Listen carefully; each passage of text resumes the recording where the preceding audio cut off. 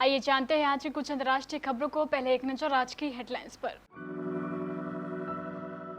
Bumper जीत पर PM Modi ने दी बधाई, सीएम योगी की थपथपाई पीठ। उत्तर भारत में उमस भरी गर्मी से जल्द मिल सकती है राहत, पंजाब हरियाणा में गर्मी का कहर जारी। हिंदू लड़के का हिंदू लड़की से झूठ बोलना भी जिहाद है, इसके खिलाफ लाएंगे कानून, कहा हेमंत बिस्वा शर्मा ने। आशीर्वाद यात्रा को बीच में ही छोड़ दिल्ली रवाना हुए चिराग, बड़ी रोचक है इसकी वजह। तीसरी लहर की आशंका के बीच केंद्र अलर्ट, 8 राज्यों को लेकर जताई चिंता। सीएम योगी आज करेंगे नई जनसंख्या नीति का विमोचन, बिल का मसौदा तैयार। तालिबान से जंग का खतरा बढ़ा, भारत ने कंधार कॉन्सुलेटर को फिलहाल किया बंद। बैंक अधिकारियों को अचानक भेजा जा सकता है छुट्टी पर। फरहान की फिल्म तूफान बॉयकॉट की उठ रही है मांग। और क्रिकेट की ब्यूटी क्वीन है हरलीन देवल, इनके ग्लैमर के आगे बॉलीवुड एक्ट्रेस भी हो जाएंगी फेल।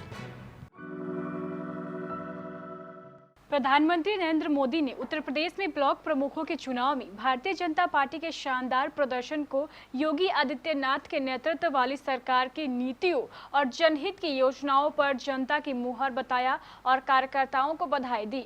प्रधानमंत्री नरेंद्र मोदी ने एक ट्वीट में कहा, उत्तर प्रदेश में ब्लॉक प्रमुखों के चुनाव में भी भाजपा ने अपना परचम लहराया है। योगी आदित्यनाथ सरकार की नीतियों और जनहित की योजनाओं से जनता को जो लाभ मिला है वो पार्टी की भारी जीत में परिलक्षित हुआ है। इस विजय के लिए पार्टी के सभी कार्यकर्ता बधाई के पात्र हैं। उत्तर प्रदेश में शनिवार को भी लोगों को उमस भरी गर्मी का सामना करना पड़ा, जबकि कुछ क्षेत्रों में पूर्वी हवाओं के कारण बारिश हुई। इन पूर्वी हवाओं ने बहुप्रतीक्षित दक्षिण पश्चिम मानसून के आगे बढ़ने के लिए परिस्थितियां अनुकूल बना दी है। भारतीय मौसम विज्ञान विभाग के अनुसार अगले 24 घंटे के भीतर दक्षिण पश्चिम मानसून के दिल्ली, हरियाणा और पंजाब सहित उत्तर भारत के कुछ हिस्सों में पहुंचने का अनुमान है। दिल्ली में शनिवार को भी मानसून ने दस्तक नहीं दी और अब अगले 24 घंटे के भीतर यह राष्ट्रीय राजधानी में पहुंच सकता है।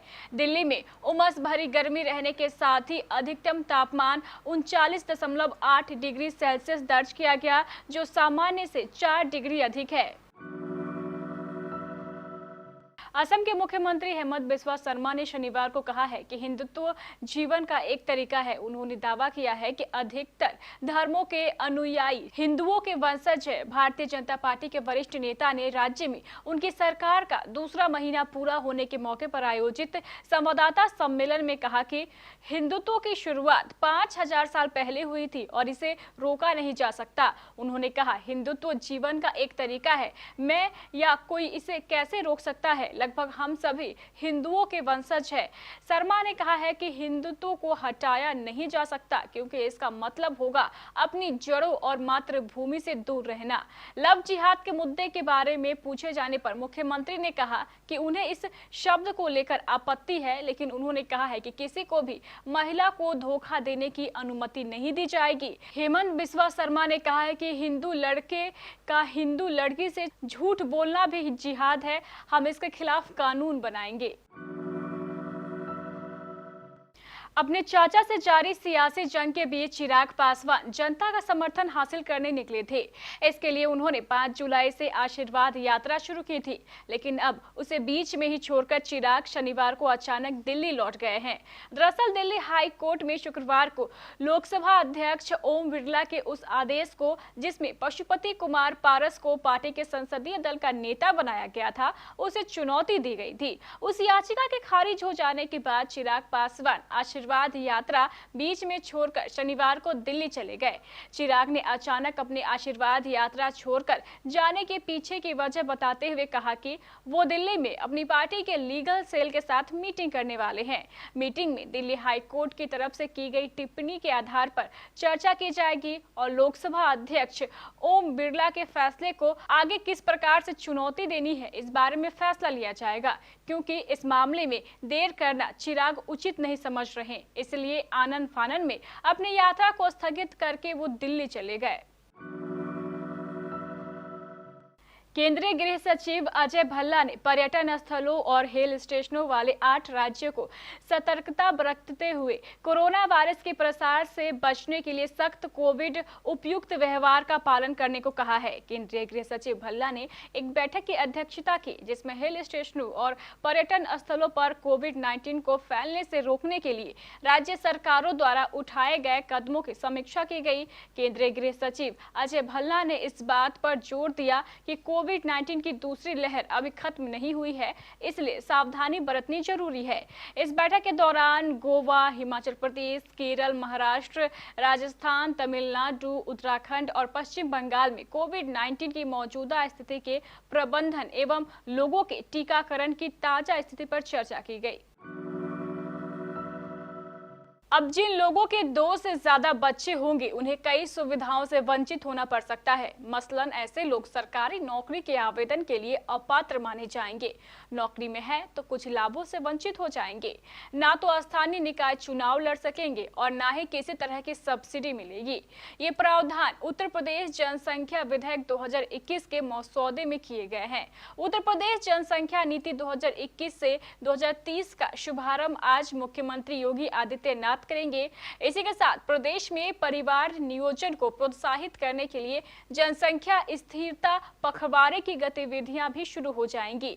इस मौके पर 11 BLS, 2 RT-PCR लैब और CSC-PSC ऐप का भी शुभारंभ मुख्यमंत्री करेंगे। स्वास्थ्य विभाग से मिली जानकारी के अनुसार कोरोना महामारी की जांच के लिए प्रदेश के 11 जिलों अमेठी, औरैया, बुलंदशहर, बिजनौर, मऊ, महोबा, कासगंज, देवरिया, कुशीनगर, सोनभद्र, सिद्धार्थनगर में RT-PCR लैब विकसित की गई है। चिकित्सा शिक्षा विभाग में कुल 22 RT-PCR लैब पहले से चल रही है।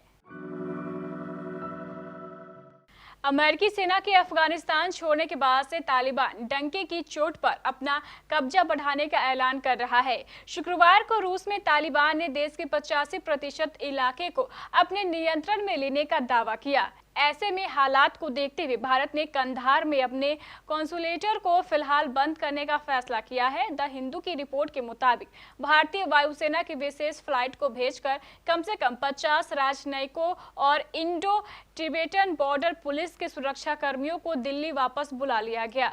अखबार ने सरकार के सूत्रों के हवाले से बताया है कि यह कदम एहतियातन उठाया गया है। दरअसल ऐसी आशंका है कि तालिबान कंधार को भी निशाने पर ले सकता है, जो भी उसका हेडक्वार्टर हुआ करता था।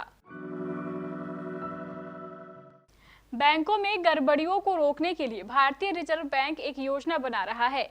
इसके साथ बैंक की सेंसिटिव जानकारी रखने वाले अधिकारियों को साल में एक बार अनिवार्य छुट्टी पर भेजा जा सकता है।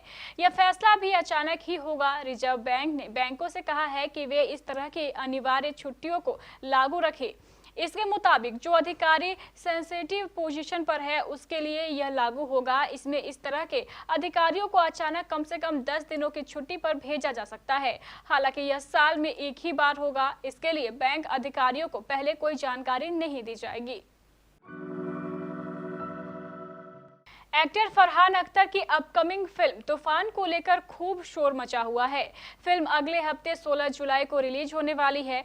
अब रिलीज से पहले तूफान को बॉयकॉट करने की हेटर्स की मांग तूल पकड़ती हुई नजर आ रही है। ट्विटर पर बॉयकॉट तूफान ट्रेंड हो रहा है। हेटर्स ने फिल्म पर लव जिहाद फैलाने का आरोप लगाया है। हेटर्स ने फिल्म की फोटो साझा कर इसे खूब ट्रोल किया है। लोगों ने बॉयकॉट तूफान, बॉयकॉट लव जिहाद जैसे हैशटैग के साथ ट्विटर पर तूफान के खिलाफ जमकर बखेड़ा खड़ा कर दिया है। कुछ ने इसे भारतीय संस्कृति और धर्म के खिलाफ बताया। भारतीय महिला क्रिकेट टीम की बल्लेबाज हरलीन देओल का जिक्र काफी ज्यादा हो रहा है। इसकी वजह यह है कि उन्होंने इंग्लैंड के खिलाफ एक शानदार कैच लपककर हर किसी को हैरान कर दिया। हरलीन देओल न सिर्फ एक बेहतरीन खिलाड़ी है, बल्कि खूबसूरती के मामले में वो किसी बॉलीवुड एक्ट्रेस से कम नहीं है। वो सोशल मीडिया पर काफी एक्टिव रहती है और अपनी तस्वीरें फैंस से अक्सर शेयर करती रहती है। 23 साल की बल्लेबाज हरलीन देओल ने भारतीय महिला क्रिकेट टीम के लिए एक वनडे और 10 T20 इंटरनेशनल मैच खेले हैं। तो ये थी हमारी कुछ अंतर्राष्ट्रीय खबरें। चलेंगे प्राइम स्टूडियो।